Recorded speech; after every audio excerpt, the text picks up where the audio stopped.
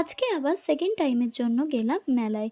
কিন্তু মেলায় গিয়ে মনটা একটু খারাপ হয়ে গেল। কারণ বৃষ্টি হয়েছিল সেদিনকার, তার জন্য বেশিরভাগ দোকানই ছিল বন্ধ। তাই মেলায় ভিড়ও হয়নি অত, ফাঁকা ফাঁকাই ছিল। একদমই ফাঁকা ছিল, যেটা আমার একদমই পছন্দ হচ্ছিল না। মেলায় খুব ভিড় ভালো লাগে না ঠিকই, কিন্তু এত ফাঁকাও ভালো লাগে না। তো যাই হোক, কিছু কেনাকাটা করেছি, বেশি কেনাকাটা কিছু করিনি কারণ আগের দিন এসে অনেক কিছুই তাও কিনেছিলাম।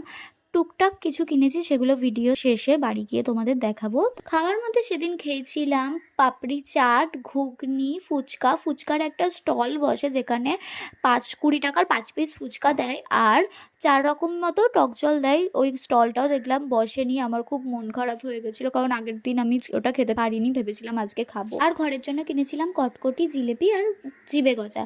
আর এই জিনিসগুলো আমি লাস্টে দেখিয়ে দিলাম যেগুলো আমি কিনেছিলাম। ফ্যানটা আমার খুব পছন্দ হয়েছে, তো